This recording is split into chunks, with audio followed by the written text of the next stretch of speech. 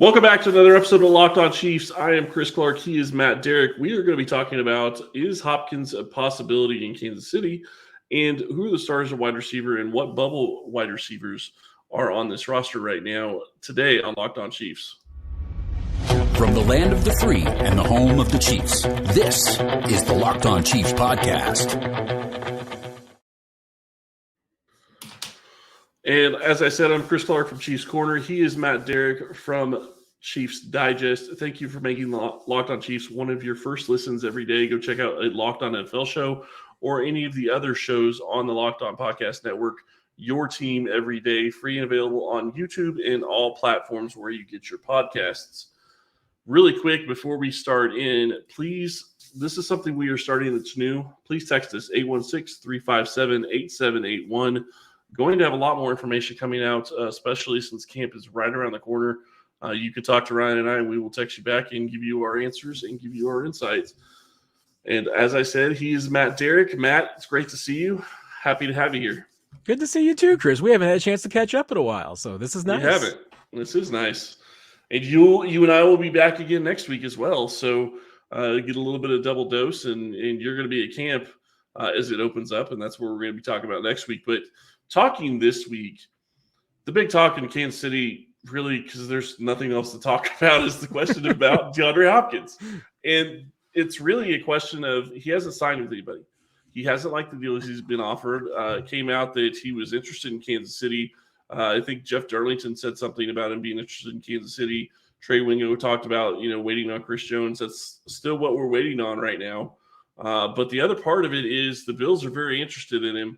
But they've said that if he's coming to Buffalo, he's going to have to take a little bit of a pay cut, which obviously I'm sure he probably doesn't want to do. But if he wants to go to a contender, I don't think he's going to have a choice. It's not going to be something where he's going to get $10, $15 million a year from a contender. I don't know what New England's willing to pay him, and I don't know what the Titans are willing to pay him, but I can't imagine it's that much, and they're not contenders. Yeah, that's the really tricky thing is that, at this point in the NFL calendar, the contenders never have any money. I mean, they're going to be going out looking for players. It's going to be minimum salary deals and affordable deals or incentive-laden contracts. And Hopkins is no different. I mean, even though he's a special player, it's the same situation. And I don't know how seriously to take the potential Chiefs' interest in Hopkins. I mean, one, we know that he hasn't been to Kansas City yet for a visit, where he has visited some other teams. And that's sometimes telling, but at the same time, if the Chiefs have a visit with the free agent, they want them to come in and never leave. If that's the guy they're going to sign, they don't want him getting back on a plane, heading somewhere and trying to leverage them. I mean, they want to get the deal done. So I can see that if the Chiefs have legitimate interest in De'Andre Hopkins, they have to get Chris Jones' contract done first. Then you can bring in Hopkins. But at the same time, I mean, the Chiefs could just simply be used as leverage. To your point, I think if De'Andre Hopkins was getting an Odell Beckham Jr. kind of deal and $15 million for 1 year was on the table from somebody, I think he'd probably take it, even if they're a semi-contender. If he really wants to go to a contender, though, he's not going to get a premium contract. I mean, the contenders just don't have that money. Even if the Chiefs, once they free up some money, it's not going to free up $15 million. So we'll see what happens. I would expect after the Chris Jones deal gets done, Hopkins rumors will heat up. We'll just see how much heat there really is to them. Yeah, and we start looking at the Chris Jones deal, and that is going to play a huge part in this. He's right now just over $28 million in cap space for Kansas City. Kansas City has the lowest cap space in the NFL. It's not like they have $143. They've had that before, but they are in a situation where, they have less than $600,000 in cap space as we're recording this right now. So it is something to look at. But if you do a deal with Jones, you figure that they're going to give him a low base salary of, 1.5, somewhere around there, maybe $2 million at the most. But it's going to be signing bonus that's going to really eat up a lot of the cap for this season. So that's going to be the question as to how they're going to get it to be affected and how they're going to deal with things. He has a current base salary of 19.5. I don't think that sticks once they get an extension done. I think that they're going to roll it and they're going to give him probably that plus a little bit more in signing bonuses. Guarantees are going to be, towards the top of the market for DTs. But that could open up $10, $15 million for Kansas City. The key, though, is they can't spend all that money. Just because they have it, they can't spend it all. Yeah, and the structure and the length of the Chris Jones deal will also impact what kind of salary cap savings you can get. We talk about that $28 million cap hit. Well, $7 million of it is dead cap space that can't move. That's his already prorated bonuses that's there. So, you're really talking about $21 million that you could recoup in savings. For a deal like Jones with what he's got, yeah, I mean, there's going to be some signing bonus in there. So, that's going to hit you a little bit. You could certainly, I mean, fairly easily shave maybe $16 million off his cap hit. And I think the Chiefs that's what they would like to do. They'd feel pretty comfortable. But Brett Veach wants to go into week 1 of the season with between $5 to $8 million in cap space, because you're going to have guys get hurt. You're going to have an injured reserve. You're going to remember, at this time of the year, we're only counting 51 contracts. Yep. We're not counting all 53, injured reserve, practice squad, all of that. So, you really need some money to go into the season with, and just in case, also, you want to acquire somebody. I mean, the Chiefs have been able to get guys like Terrell Suggs and that make those kind of moves because they had some cap space free. So yeah, you can't give it all to DeAndre Hopkins. But if the Chiefs were able to clear out, and get to maybe $15-16 million in cap space, yeah, you could probably spend half of that on DeAndre Hopkins if you wanted to. Yeah, and the big question when you start looking at deal for D-Hop is, what are you going to pay him? And I would argue there are going to be teams out there that are wanting to give him, maybe they're offering him, $5-7 million a year. But they're also looking at trying to do a deal where it's probably going to be prorated over 2 or 3 years and use void years. Kansas City, for the most part, has avoided using those types of deals. And I think that's fantastic for them. And I hope they continue to do that, because at some point, teams like the Saints, who continuously use void years, the Eagles are another good example. Jalen Hurts' new deal doesn't really hurt them for the next several seasons. And it's because they have so many void years in the contract. That's going to come back and haunt them at some point, and they're going to have to pay the piper. But right now, they're doing okay when it comes to cap space. But when you look at Hopkins, what's he going to want? $10-15 million? I could see Kansas City doing that over 2 or 3 years, with maybe some big incentives. But I can't see them doing that for 1 year. Yeah, and that's the thing. I mean, I don't. The Chiefs certainly do not want to do an Odell Beckham Jr. type contract that he did with the Ravens, because remember, he's gonna have like a $2.7 million cap hit for the Ravens in 2027. Chiefs don't do those kind of deals. So if they did, yeah, a 1 year walk away deal that's got some dead cap in year 2, Chiefs are fine with. That's not a problem. But I think you look at a deal like what Juju Smith-Schuster signed last year. I mean, it's a pretty good example. I mean, even though it was a different time in the calendar when they got that deal done, I think you're also talking about, kind of a similar aspect the Chiefs would approach with it, which is that, it's going to have a decent base. I mean, there'd be some guarantee in there, but I think there'd also be a lot of incentives to get the numbers up there. So I think if the Chiefs are truly interested in DeAndre Hopkins, there's a lot of options that they've got. I don't think, and I certainly do not believe that they would offer that kind of a deal. That, there probably will still be some other teams that could offer him more money. And maybe he is just using the Chiefs to get the leverage to get some of those teams to up their deal. But I also know there's other teams. I mean, the Patriots are in the mix. The Patriots aren't exactly one of those teams either that's going to be creative with the contract or give out a lot of money. So, that's one thing at least the Chiefs have going for them right now, is that there's nobody that seems truly desperate in the sweepstakes for Hopkins. So it could still be affordable. Well, and that's going to be the big question is does he really want to be in Kansas City? If he really wants to be in Kansas City, if he really wants to play for a contender, you're going to have to take less money. This is the time of year where you have to take less money if you're that type of player, unless the team is willing to backload the contract and do void years, which, like you said, Kansas City is not doing. Generally speaking, and I'm glad they're not doing it, because it will come back to haunt them later. So when we get back, we're going to talk about the Chiefs starters at wide receiver, their top 4, what that can look like, and who is going to be there right after this. Our partners at eBay Motors have teamed up with Locked On Fantasy Football host Vinny Iyer to bring you some of the best fantasy picks every single week, all season long. Whether you're prepping for a draft or scouting the waiver wire, every week we're going to provide you the players that are guaranteed to fit on your roster. So with draft prep underway for the upcoming season, let's see who Vinny has picked out for us on this week's eBay's Guaranteed Fit Fantasy Picks of the Week. Do you know which running back has scored the most TDs combined the past 2 seasons? That is electric Los Angeles Chargers running back Austin Eckler, who has 38 scores since 2021 in featured receiving role, make him a guaranteed fit for the first overall pick in the 2023 fantasy football drafts. Eckler will see his usual high leverage work as a runner and remain the focal point of the short passing game. Vinny Iyer from Locked On Fantasy Football is going to help you win your fantasy championship, and eBay Motors knows a championship team is about each player being perfect. Same with your vehicle. With eBay Guaranteed Fit and over 122 million parts and accessories for your vehicle right at your fingertips, you can make sure your ride stays running smoothly. From air filters, brakes, batteries, taillights, alternators, shocks, struts, you name it, eBay Motors has it. And they'll make sure it's the right fit for your car, because eBay Guaranteed Fit helps you understand exactly what part your car may need the first time.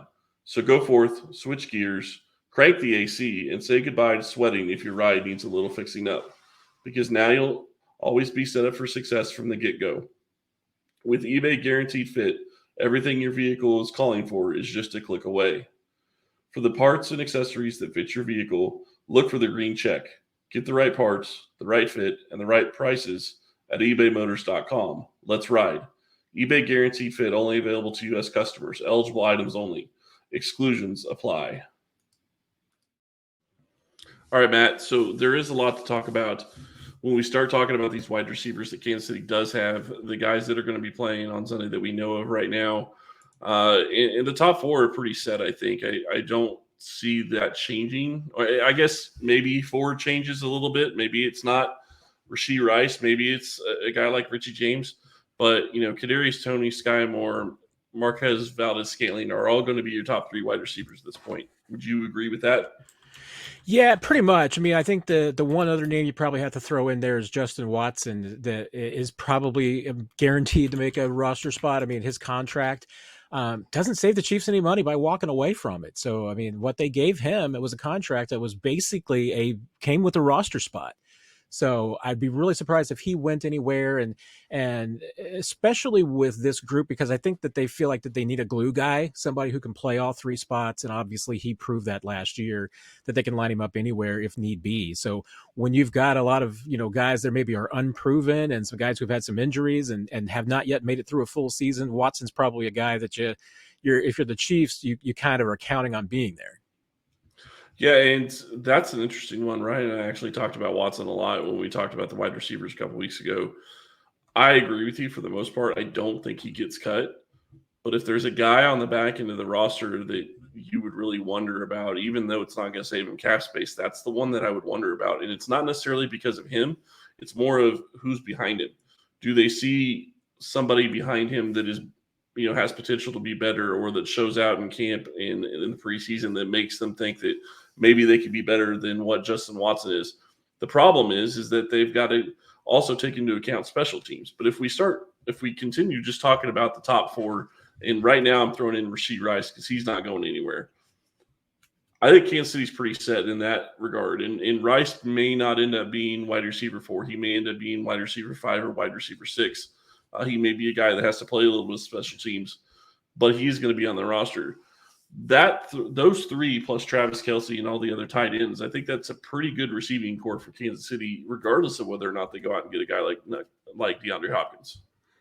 Yeah, I mean, we're projecting a little here, but I think you can obviously look at a Marquez Valdez-Scantling and say, okay, hey, that's a 600, 700-yard guy minimum. It's what he was before. It's what he's been most of his NFL career. So, I think it's a lot to say, hey, Marquez, and this year, maybe all of a sudden he's a 1,000-yard receiver. Hasn't been that yet. So to me, if you count on just Marquez being what he is, I mean, that's still a valuable receiver in this offense, and it's somebody you can count on. Toney, I mean, is a complete, up and down, boomer bust kind of player. I mean, you really don't know what to expect from him. What you're hoping is that he can play a bigger role than he did a year ago. How much, is he a guy that you can move around, or is he just going to be, an X type receiver? Let's see. Sky Moore's the guy that you're really counting on, being a big boom player. And if he is, you're going to feel really good about this receiver group. And To your point about Rashee Rice, yeah, I mean, there's a chance that maybe he is only the fifth or the sixth guy in targets because young guys, like we saw with Sky Moore last year, need some time to acclimate to this offense, and he's probably only going to have one role in one position this year. So, there might be some times that there's packages designed specifically for him, but I don't think that he's going to be a starter right out of the box, and maybe he's not during the season. I mean, we'll see. But to me, a lot of it's going to come down to, how many receivers do the Chiefs keep? And going through my roster projection a couple of weeks ago, I would love to have tried to figure out a way to keep 7 receivers. Yep. I don't think it's going to happen. I think 6 is very likely, and it's who is that 6th receiver going to be? And based on their body of work and what they've been to this point, I mean, I would give the edge to Richie James at this spot. But John Ross and Justin Ross, Ihmir Smith-Marsette are absolutely going to be in that conversation too. And obviously, I mean, some or all of those guys could end up on the practice squad as well. So I don't think it's a foregone conclusion that you lose any of those guys. So those are obviously guys that you could pull from if necessary during the season. But and special teams will be a role. I mean, John Ross, if he wins a return job, especially the punt return job, that's his ticket to a roster spot. Justin Ross is kind of the enigma. I don't know. I mean, remember, we have not seen Justin Ross in a training camp practice, a padded practice, anything yet. He's looked great in shorts. He's looked great in June, but it's how's he going to look in August? That is going to be the big test for him, and we'll see. But that's right now. That's why I give the edge to Richie James, because I think he's more polished, he's more accomplished, and you know what to expect from him. Yeah, and we'll talk about the Rosses here in a minute when we get back from break. But I do want to say, when you start looking at a guy like Richie James, you know what he was able to do in New York.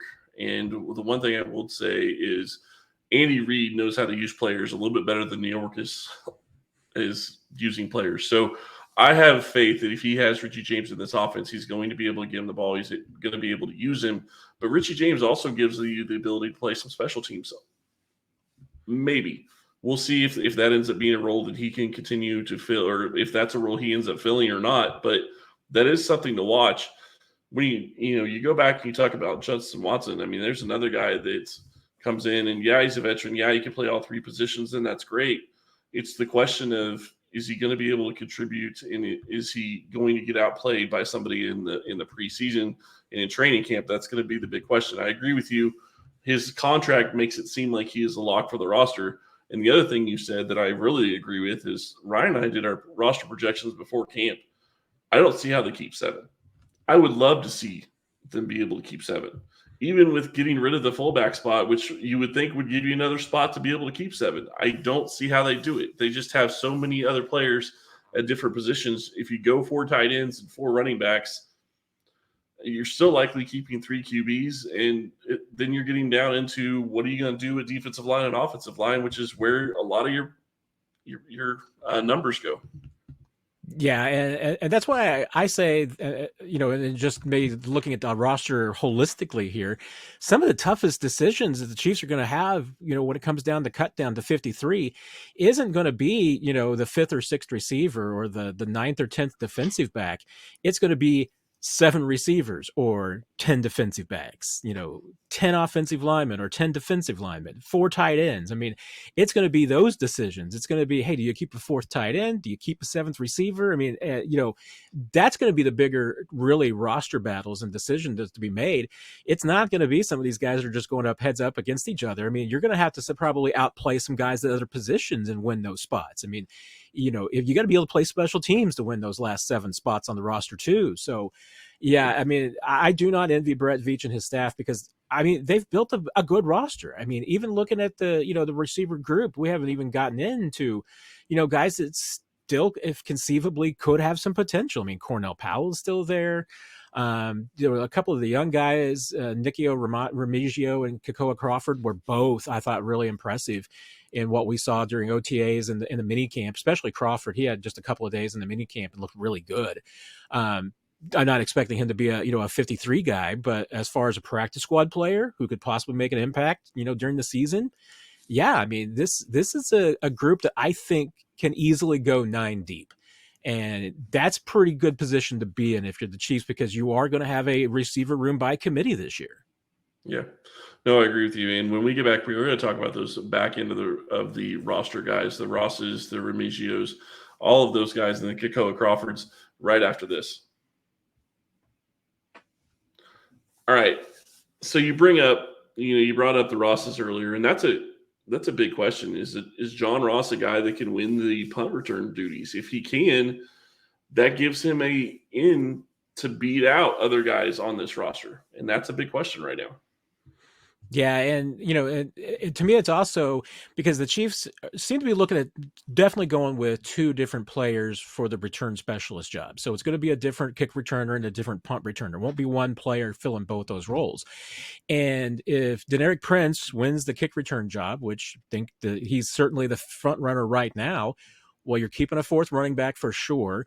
And, can you keep a sixth receiver who is mostly a return specialist and like a John Ross? I mean, can you have two guys whose primary job on the 53 and on game day is just returning? That's going to be a tough decision. I mean, do you need it to be somebody else? Will Sky Moore, get back into the picture as a punt returner? I don't think so. I think the Chiefs really want to take that off his role. But there's some other players that'll be in the mix as well. And yeah, and there's some names that you probably haven't heard of that are going to be, key players in consideration.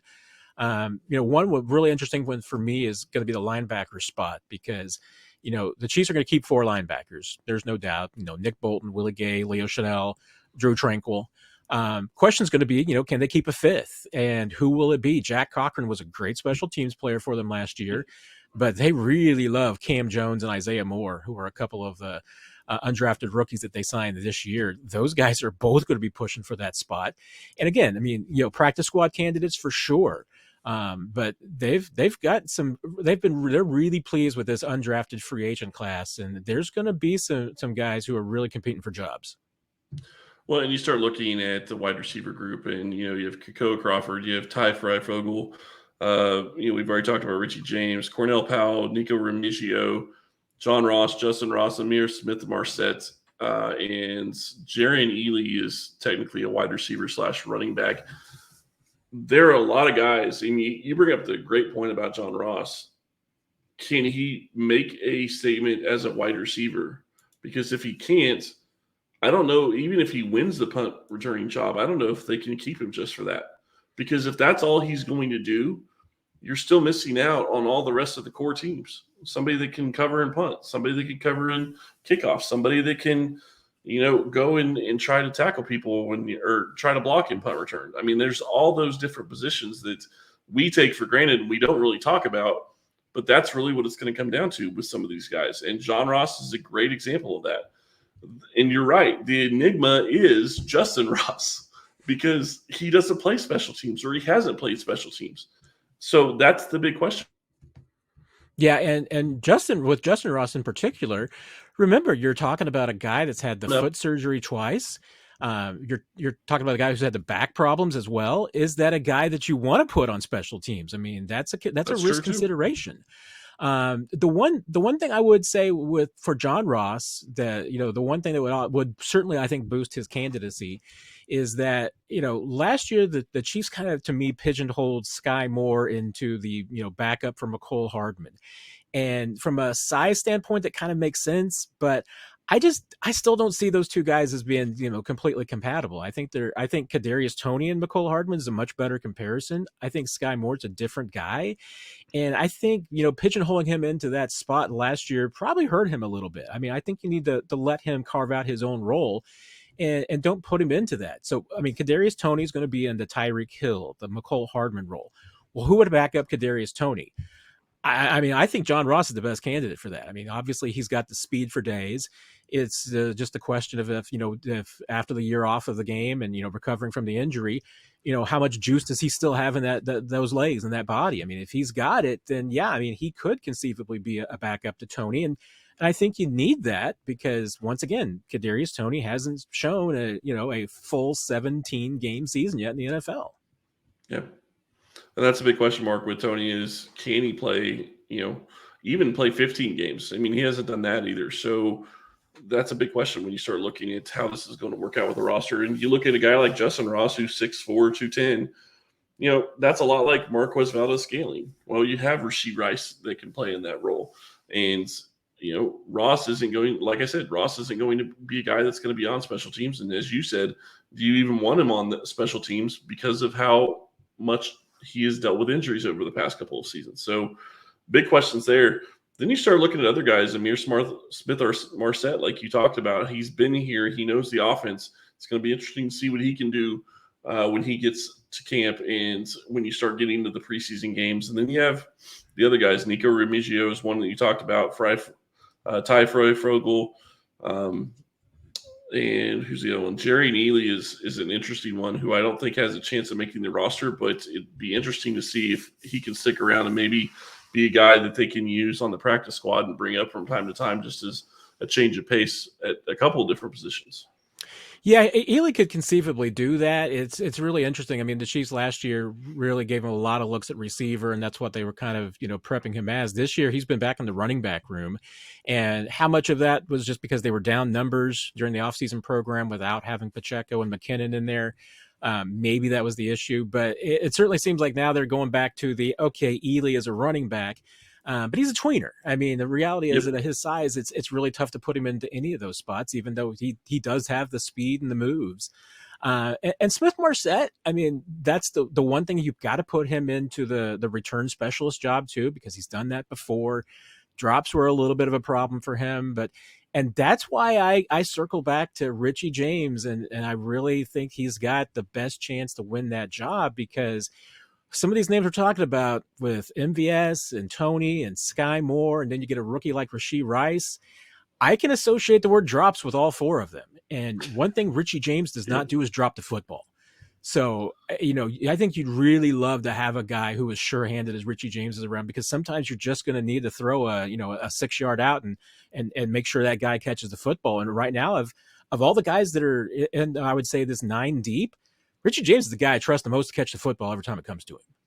Yeah, at the wide receiver position, for sure. I mean, obviously you have tight end Travis Kelce, who I think you'd feel pretty comfortable with, but he's not always going to be able to catch every single pass. So having another guy to be able to do that, and you make a great point about drops. I mean, Justin Watson had some big drops last year. MVS had some big drops. And if he can get past those drops, if both Watson and MVS could get past those drops, that's a huge win for Kansas City's offense. I mean, some of the catches that MVS made were great, but some of the drops, you sit there and you're like, well, that would have been a touchdown, or that would have been, a huge gain and would have put us in a different position. So it all comes down to, can you perform and can you continue to do things that the team needs you to do? Obviously, they liked what they got from MVS last year. Now it's going to be a question of who can step in and try to take one of those last roster spots at wide receiver.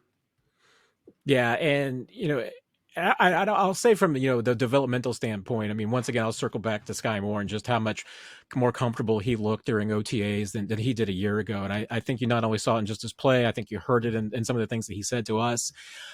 Sky's always been a really interesting interview. I mean, he's been brutally honest, and that's why I really enjoy talking to him and appreciate his honesty. I think he's been the same way this spring as far as talking about some of the issues he had last year and how he's approaching and tackling this season. But I'll say from a physical standpoint on the field, I thought Sky Moore looked like a completely different guy than he did a year ago. And that's good. I mean, because, last year, I think he had some rookie struggles, and holding onto the football was one of them. A lot of times it was just positioning. It was, just being in the right place and expecting to throw in the right place. He's improved that. And so, I mean, I do think he's going to get better at that. But you're right about MVS. I mean, and Tony, both those guys. I mean, they've had drops in the past, and MVS, you just have to accept he's going to catch some balls that that most guys wouldn't, and he's also going to drop some balls that most guys wouldn't drop. But that's why I keep going back to James as being, if you need a steady Eddie, I think James is one of those guys. Justin Watson's kind of one of those guys, and they're not electric, but they might just be what Andy Reid and the offense needs there.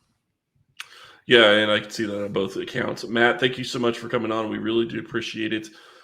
Tomorrow, we are going to be talking about the defensive line and how it can play into who is going to be on this roster when it comes to the numbers of wide receivers.